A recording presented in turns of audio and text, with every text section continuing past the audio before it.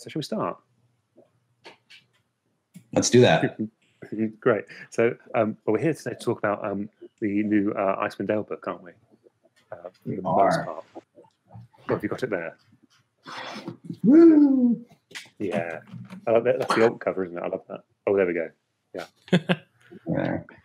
Woo! Yes, let's talk about this product that has eaten up almost 2 years of my time. Oh wow, that's quite an endeavor. So I need to ask the boring question, which is, well, I suppose first of all, shall we introduce you? Sure. I'm Chris Perkins. I'm the principal game designer, narrative designer for D&D. I think everyone knows who you are, really. I think it's just a formality, isn't it? It's a man who needs no introduction. So what is Icewind Dale?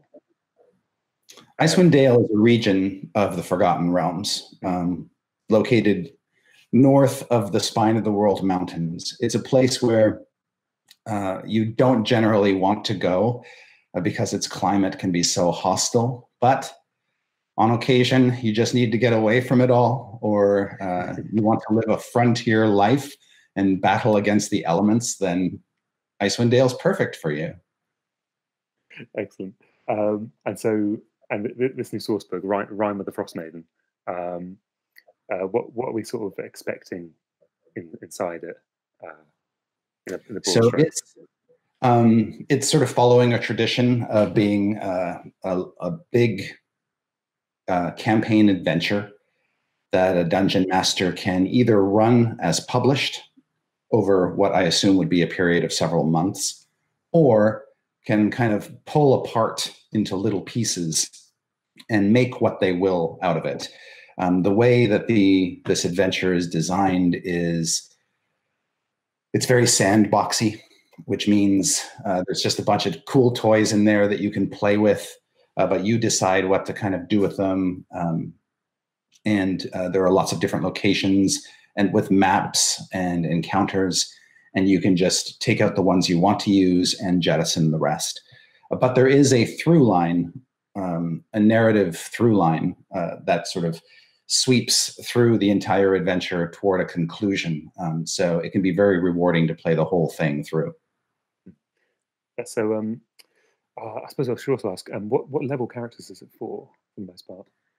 It starts off with you being first level, and there are rules or guidelines in the book to help the DM construct the party and help the players make choices.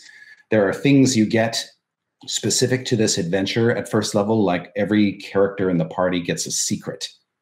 And that secret has a role to play in the unfolding story. And then it goes on from there.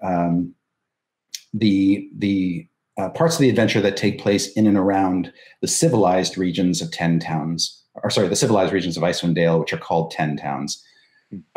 Those are about for levels 1 to 2 to 3. Then once you start getting up into third level, you're encouraged to go a little bit farther afield in Icewind Dale and start to explore more distant and dangerous locations. And that takes you up to about level 9.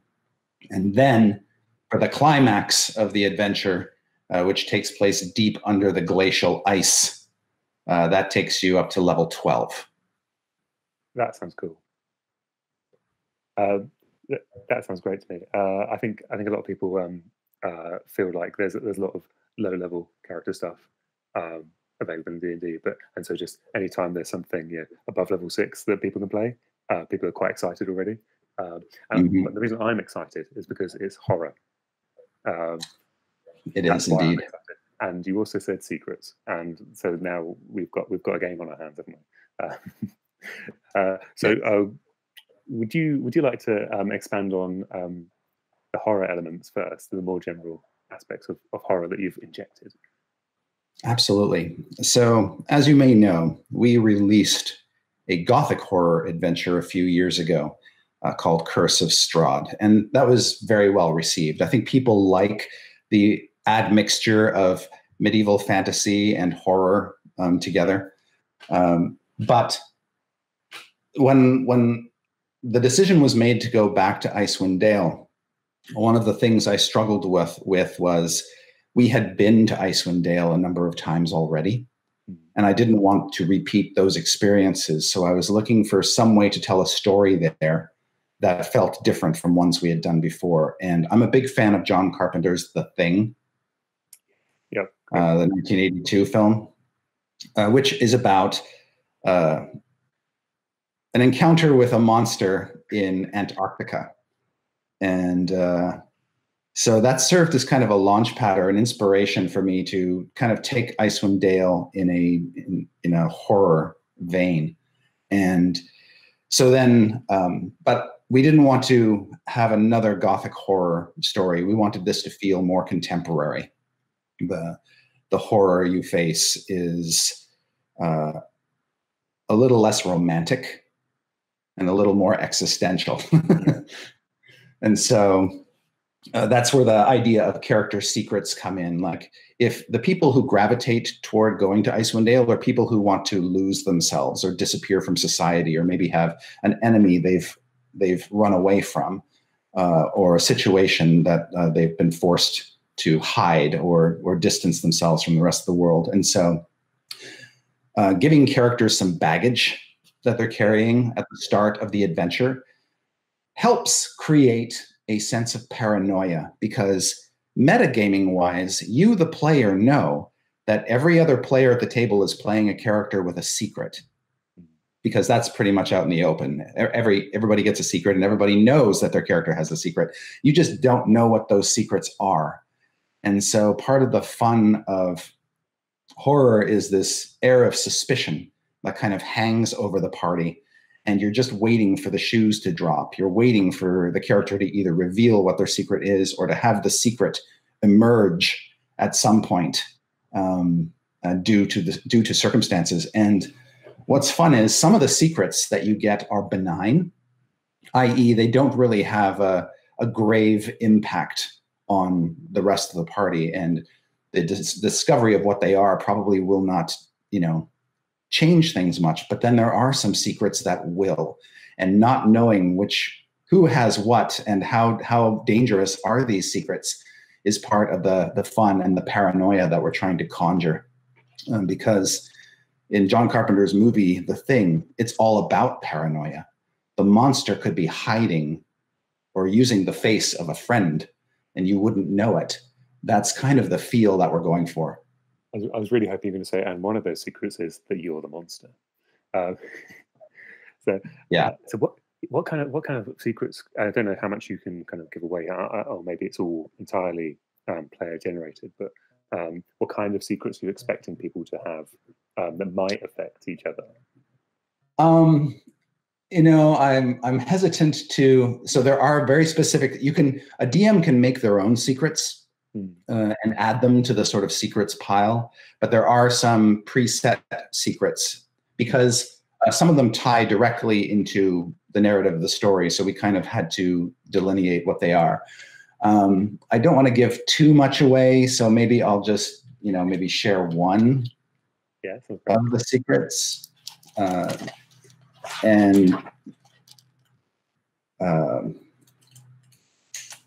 on here. One of my favorite secrets, I think, is that you're a cannibal. See, now I'm so on board. I'm so on board with that, because I think so that could be not only just a fun kind of role-playing thing, but it could impact the way that other characters look at you, should it become known. So, sorry, is there any mechanical compulsion for this kind of secret in the game? Is it in the sense of some secrets have a mechanism to guide them, and others are purely intended to fuel role playing. Yeah. Okay, can I just ask, does this one have a mechanical element? Because I think. I just think that's so funny.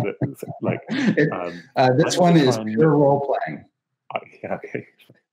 I just wondered if there was going to be a sort of we're not putting rules in the game for eating other human beings, for instance. Sorry.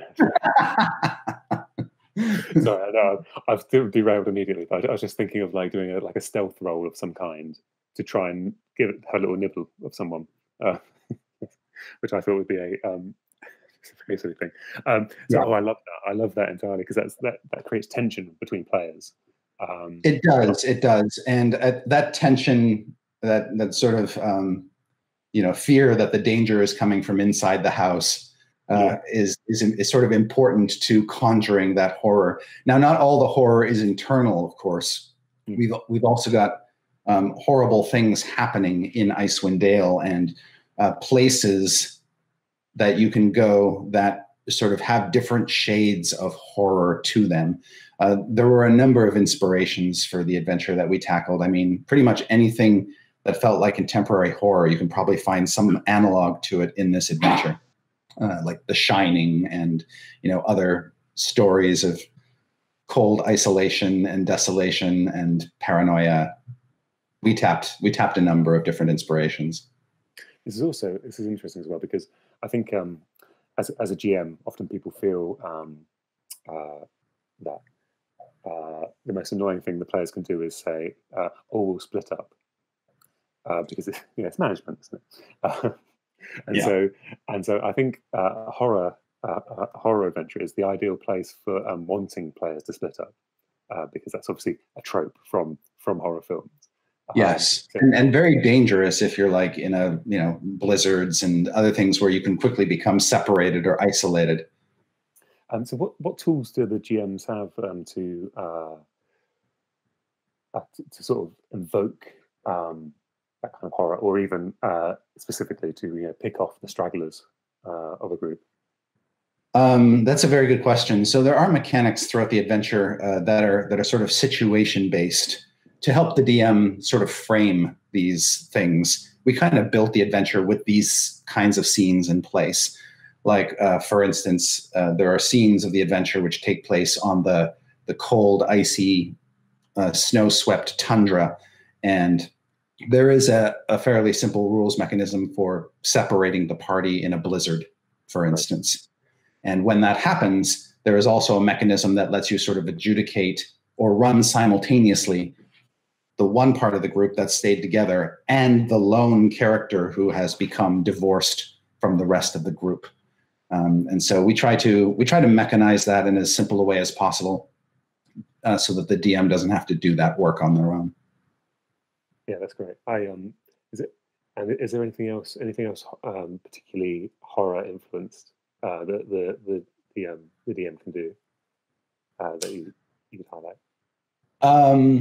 Yeah, so there are a bunch of things in the adventure that are there for the DM to play with, but the degree to which the DM showcases them is entirely up to them. For instance, 10 towns, this sort of cluster of settlements where people congregate in safety from the harsh elements and dangers of Icewind Dale, they're going through a lot.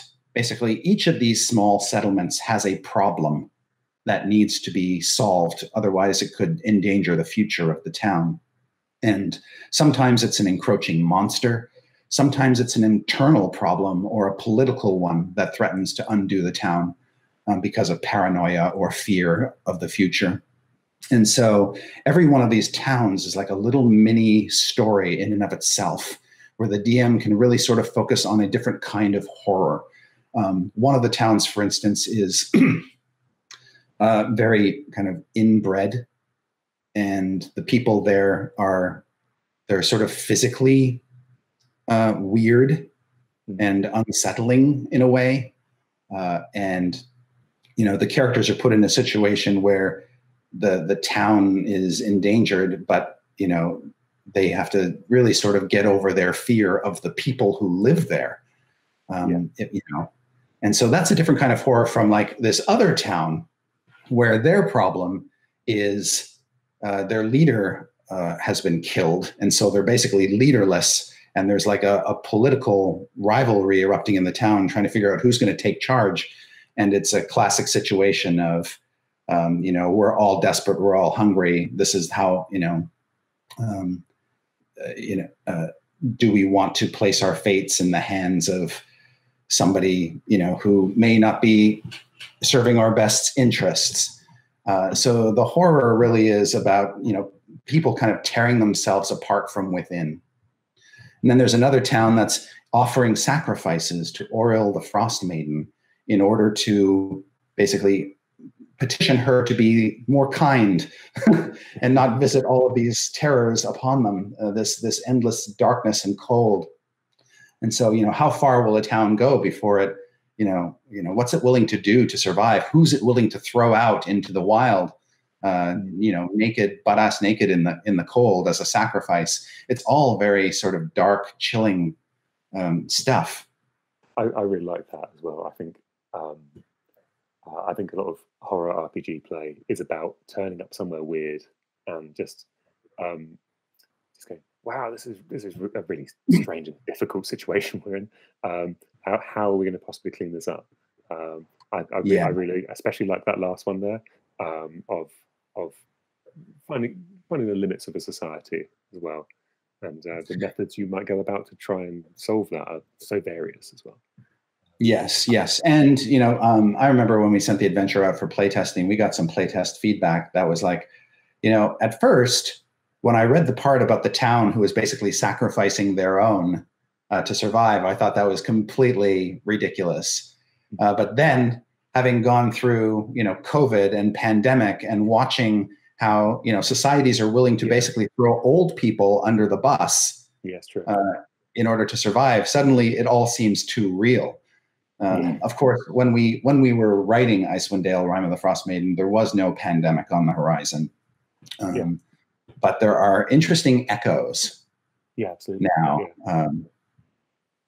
I like that a lot. That's really interesting. So you mentioned going butt naked into a storm, actually. So let's talk about environmental threat. What sort of things are we facing as adventurers? So in the environment of Icewind Dale, apart from monstrous threats, you also just have to contend with just the unpleasant weather. So there's mechanics for handling blizzards. There's mechanics for handling avalanches, because you do spend part of the adventure roaming through the mountains of the spine of the world. And but the blizzards, for instance, in Icewind Dale are not like normal world blizzards. There is a component to them that are supernatural, because they're being stirred up essentially by this entity, this Auriel the Frost Maiden, for reasons that you're not clear about. And so the blizzards can have a far worse impact than you think. Then there are the things that are wandering around inside the blizzards that you can't see. The unseen enemy is really kind of a key theme of the adventure. There's a, I guess you'd call it a subplot, although it could be pretty devastating if the characters don't do something about it, about these creatures that actually can move unseen through 10 towns and Icewind Dale, and figuring out what they want, what they're up to. And, I think there's a nice buildup in terms of horror there. When you finally hit the revelation of what they're planning to do, it's all pretty scary. That's true. I like the phrasing you have there of what they want, as if this might not be a combat scenario. This might be just a kind of almost like a investigative scenario, where once you understand what you think is your enemy, it might not be quite so. Yes, exactly. And investigation, I think, is a huge part of this whole kind of horror trope. You have to put the characters you have to give the characters something that they can latch onto, a hook that urges them to go into a dangerous situation or to investigate. And then there's the slow unraveling of what's sort of really going on. And sometimes your expectations have to be turned on end. The thing you're investigating may not, in fact, be the danger. The danger might be something else. Yes, and the thing they're fleeing from, for example. I like that a lot. Can we dive into I believe so, under the ice and that in that central. I know obviously you can't give me too much about that, but under the central glacier, is that the cave? Is that the Cave of Hunger? Is that the right? Is that the right place, or am I? So yeah, there is a location, sort of an ice dungeon called the Caves of Hunger. It is kind of like the passage you take to get to the final secret. Because like the characters, Icewind Dale itself has secrets. And the greatest of Icewind Dale's secrets is the basic climax of the adventure. And the Caves of Hunger is a way that you have to, it's a way you have to walk, a trial by ice, if you will, that you have to pass in order to unlock this great secret that Icewind Dale has been hiding for hundreds upon hundreds of years. And within the Caves of Hunger, there is a creature that the characters themselves are instrumental in releasing. And that creature is horrible, just horrible. Cool. That sounds great. Yeah, I don't want to tell you what it is. No, it's fine. Yeah, but it's super fun, a little bit Lovecraftian, and you know. Yeah, that's interesting. Yeah, so what other influences are there on this?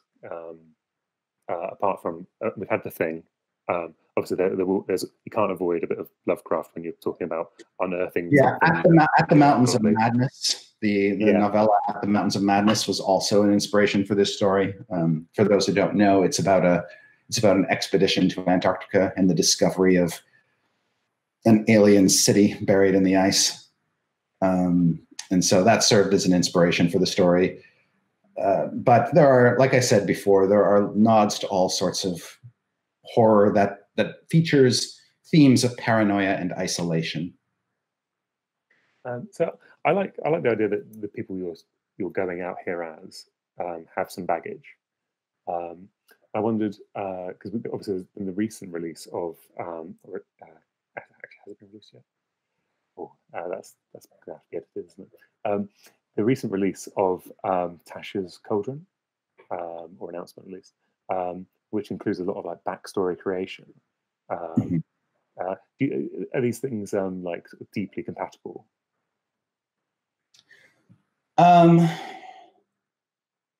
it's interesting because work on Tasha's began after work on Rime of the Frost Maiden. So, like Tasha's delves into, when you're talking about background stuff, it's mainly focused on things like coming up with a group patron.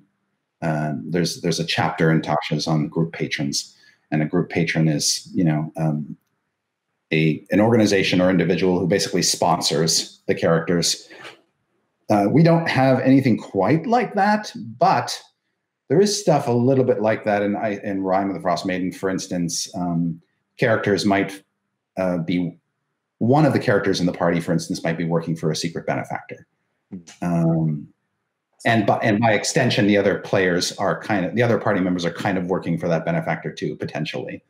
That kind of thing. There are in 10 towns, each 10 town basically has a leader who's called the speaker.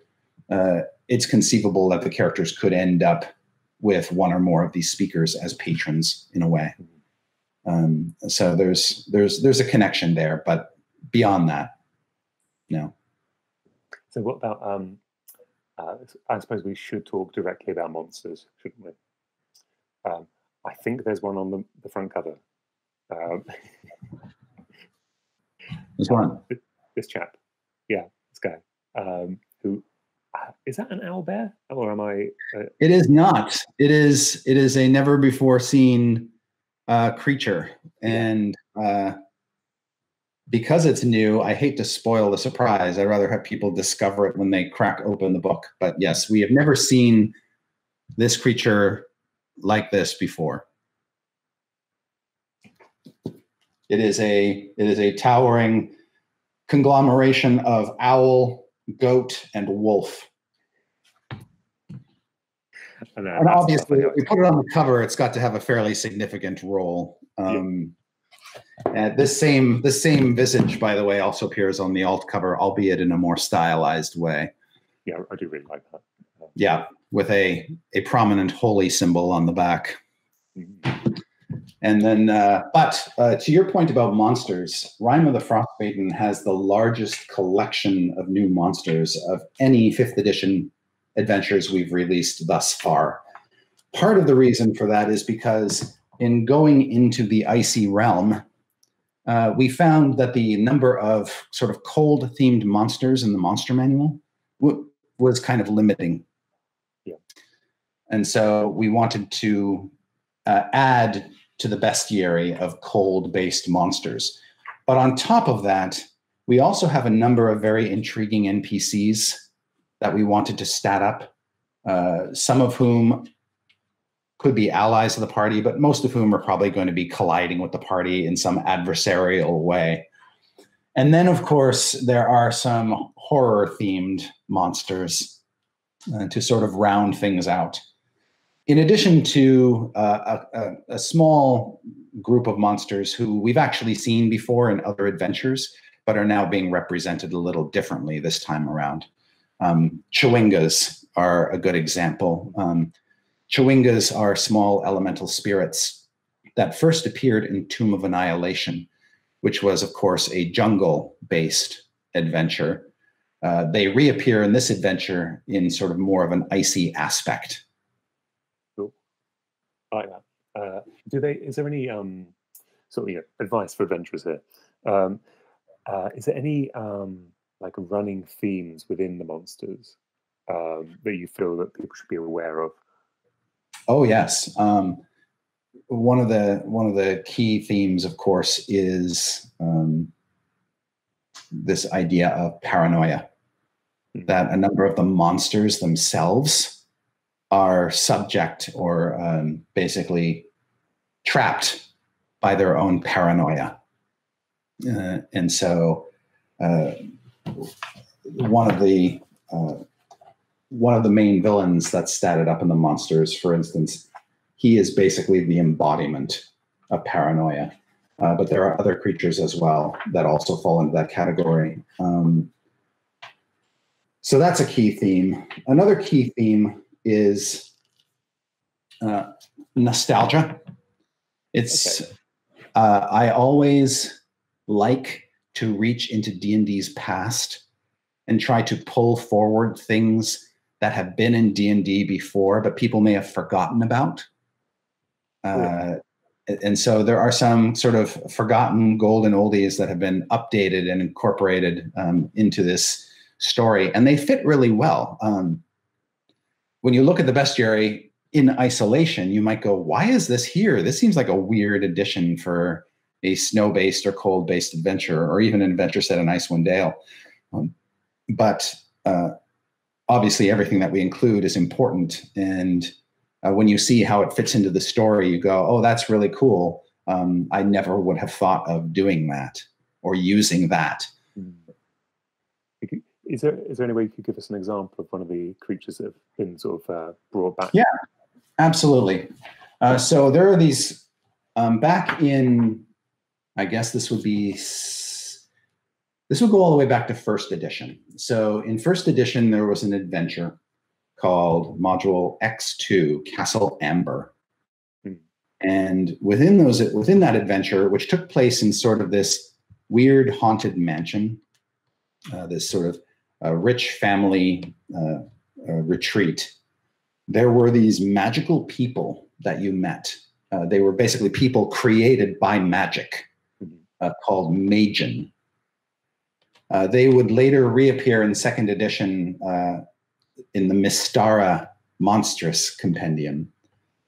And we haven't seen them since, but we did bring them back for this story because we needed, or rather I needed, for a key set piece in the adventure, I needed magical people, magical entities that could basically survive without food, water, or anything else for hundreds, if not thousands of years. I was going to say, these are ancient peoples, aren't they, of the land? Yeah, they're magically conjured people created by ancient wizards who have long since vanished and leaving their creations behind. And so that was a good opportunity to bring back something that I'm sure most D&D fans didn't even know existed. Yeah, I think that's really nice. I think that's a really nice way to sort of tie things back in. Because I mean, how long has it been since we went to Icewind Dale? So we went to Icewind Dale in a bridge product between 4th and 5th edition. It was called Legacy of the Crystal Shard. It was kind of an edition agnostic adventure that we released before 5th edition. And in that adventure, you're basically dealing with 3 plots. And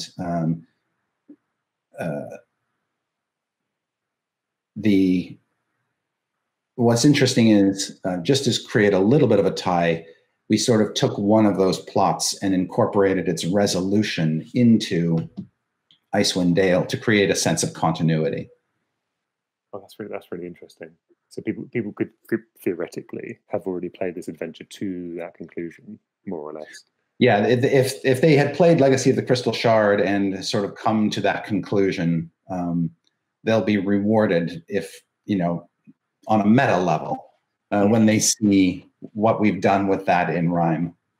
I really like anything that has like this deep interconnectedness, like beyond the boundaries of, you know, like a single entity or anything like that. Anything that tells people that you recognize that they've existed longer than these adventures have, you know, as well. Yeah, exactly. And I mean, so Icewind Dale, of course, gained probably its greatest popularity in the Drizzt novels by R.A. Salvatore. That was sort of a central setting for the early Drizzt novels. And I think that it's a great location for adventures because it's so isolated. A DM can basically wrap their brain around Icewind Dale pretty easily. Yeah. And really get a feel for what it's all about because it's not that expansive. Like Icewind Dale in total is probably only about 25 miles long. So in many ways, actually it's probably a bit bigger than that, but it's certain, you know, it might be about 35, 40 miles long. Not a huge play space. It feels to me, or it felt to me working on it, that it was almost like a Ravenloft domain of dread. Oh yeah. Because domains of dread are basically these cut off little microcosmic lands, but they're very digestible and you can explore them fully. And there's something very comforting as a DM that there are barriers around there to sort of keep the characters from wandering too far afield. Yeah, but they can't run off.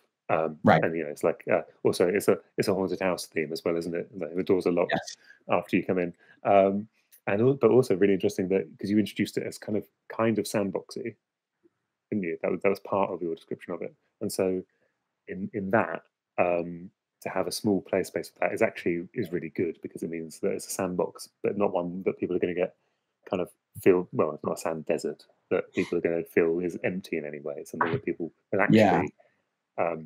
They might end up walking for miles in a blizzard. Obviously, that's entirely different. But in terms of actually experiencing everything, yeah, that sounds really interesting. Yeah, and the sandbox nature really helped us sort of, explore different horror themes. Like this location can be sort of very thematically tied to this idea, and this other place can be tied to a different idea. I also think it's very inspirational that DMs can look at this and see all these sort of compartmentalized locations and then decide, I'm going to make a few of my own. Yeah, like almost like little mini setting books, really. Yeah, lots of work.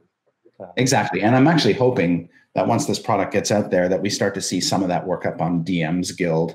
You know, people reading the adventure and then creating their own content sort of attached to it. I think that's quite interesting thing to hope for, and also because they could be very pocketed, couldn't they, as well? Those fan-made creations will end up almost certainly being just in one town, or just in one part of the world, and that's really nice. Is there anything else new here that I've not asked you about that we need to shout about? I don't know. I try not to spoil too much because obviously the discovery is important to the horror. I think we've just about covered it as far as I can tell. You know, I think we're good. Now, I guess I would be remiss if I didn't talk about a number of people were involved in the creation of this product, and certainly a lot of play testers. We sent this out to hundreds of groups to solicit their input, and part of the creation process, of course, is processing all of that playtest feedback and then implementing changes where necessary to make the experience more fun or more balanced. Often we're looking to, the thing about a horror adventure is the horror only works as long as the characters, if the encounters are too tough and they're just dying all the time, then you don't have any opportunity to create horror because you've killed the party off. There's like a balancing act that you have to do. You want the encounters to be scary, but at the same point, they still have to have a fighting chance. Now, there is one creature in the adventure where if you decide to fight it, you best beware, because each time you destroy the creature, it returns instantly in a new form. And so you basically have to fight it a number of times, and each incarnation is harder than the previous incarnation. And if you don't destroy all of its forms, it gets them all back after the next sort of long rest period, or 24 hours later. So, and then of course they'll come for you. So you if you're going to pick a fight with this creature, you've got to be prepared to kill all of its incarnations, or things are not going to end well. I absolutely love stuff like that. It's a mechanic that we've never done before in an adventure, and it play tested quite well. People really, really liked it. It was intense. Is there anything else in playtesting that people came back with that was particularly of note? Any particular feedback that people said, like, this was actually scary? One of the fun bits of feedback was just reading about when, like, if characters ever revealed their secrets and what was the consequence of that. What we found is that what we found is kind of what we expected, which is some players will keep their characters' secrets a secret forever. Okay. Like they will go out of their way to not divulge that information. And so a lot of feedback we got was, I had this cool character secret and I didn't tell anybody the whole game. They never found out about it. And they were kind of delighted that they never found out about it. Yeah. I like that. That's really interesting, because that's like, they had a better game despite never revealing this, because it probably created some tension in their head. Their actions were probably changed and all this sort of thing. Yes. And it's something that wasn't shared, and that's quite rare in like role playing, isn't it? That it is by definition a shared experience. Correct. Yeah. And I mean, if truth be told, probably the most optimal way to handle the secrets is to have everybody, as soon as they get the secret, share it, just to get it out there. Just sort of like, okay, we're not going to hide anything from each other, but that's never the way it works. No, There's always at least one person in the group who will hold out and not break their secret. Yeah. And also that's not as fun, surely. That can't be as fun. Yeah. Although there are some secrets that it would be very wise not to keep from your party for too long. That sounds great. I'm really looking forward to getting my hands on this eventually, and have a look through it. It's going to be it's one of our biggest adventures. It's 320 pages, so there's a lot going on. Hefty. Cool. So, would you like to do any shout outs or thank yous or anything else you'd like to plug? Yeah. I mean, I would like to give a big shout out to the folks who helped bring this product to its final form. Internal folks such as Jeremy Crawford and Dan Dillon, and our illustrious art director, Kate Irwin, And of course, our graphic designer, Trish Yoakum, who was expecting a 256-page book and realized the last minute she had to lay out a 320-page book. So I thank her for her patience and her talent, of course. And then obviously, the people who helped put the words to the page, we used a number of writers that I had never worked with before on this product, just to get some new voices in our D&D adventures. And they helped bring a lot of the horror to life, bring some of the themes to life. And of course, I owe a great debt to Kim Mohan, who I've worked with for a number of years. He's a masterful editor who helped sync up everything and make sure that the book felt like a cohesive whole. Excellent. Well, thank you for your time today. I have absolutely. Yes, thank you very much. It's been great to talk to you, and an absolute pleasure. Yeah, my pleasure as well. Like I said, I will talk about D&D till the flumps come home, you know.